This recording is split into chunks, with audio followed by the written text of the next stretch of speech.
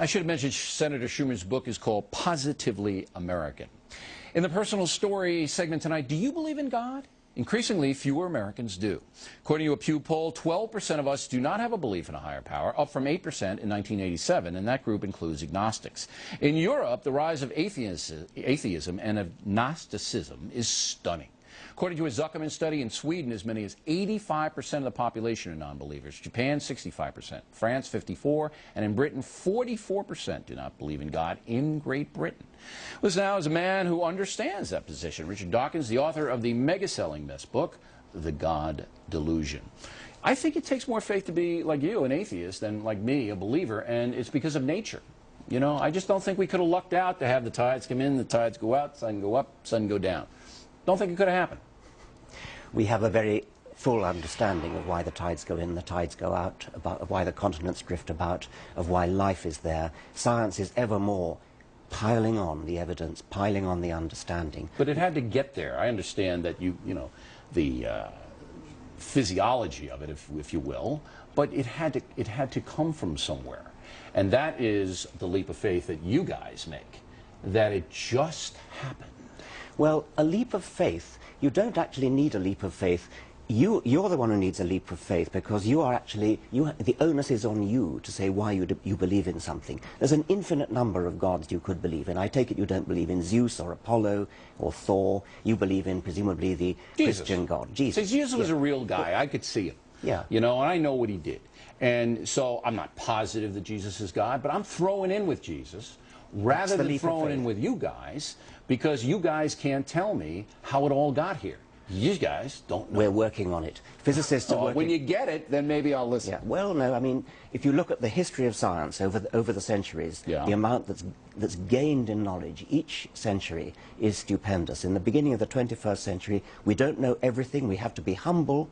We have to, in humility, say that there's a lot that we still don't know. And, you know, being humble is a Christian virtue. Well, so there you go. Of course it is. All right, when you guys figure it out, then you come back here and tell me, because until that time, I'm sticking with Judeo-Christian philosophy and my religion of Roman Catholicism because it helps me as a person. Ah, that's different. If it helps you, that's absolutely. Great. And but that doesn't mean it's true. Well, it's true for me. You see, I believe. You mean true for you is different from true for anybody else? How can something be absolutely, true for you? because I can't Something's either got to be true or not. I can't, no. I can't prove to you that Jesus is God. So that truth is mine and mine alone. But you can't prove to me that Jesus is not. So you have to stay in your little belief system. You can't prove that Zeus is not. You can't prove that Apollo is not. Or well, I saw Apollo, man. He was down there. He's not looking good. Now, we also differ in the sense that you feel that religion has been a bane, B-A-N-E, to civilization, and I feel atheism has. And I will point to the worst mass murderers in modern times: Hitler, Stalin, Mao, and Pol Pot. All confirmed atheists, all people who wanted to wipe out religion. Now, I know you can point to the Crusades and you can point to Al-Qaeda right now. I mean, it's there, and there's no question.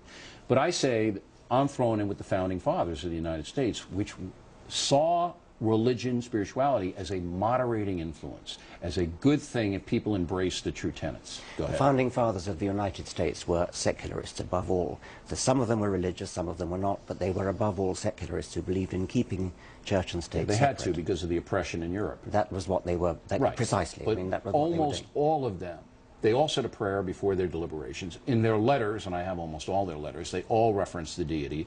Our Declaration of Independence references heavily.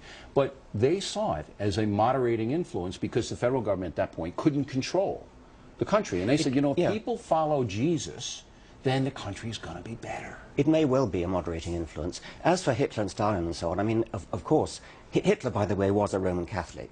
No, he never was. He was raised in that home, but he rejected it early on. We can dispute that. Stalin was an atheist, no question. But Stalin did the bad things he did, not because he was an atheist. I mean, Hitler and Stalin both had moustaches, but we don't say it was their moustaches that made them evil. I don't think they had any moral foundation, any of those guys. I will say, I don't either.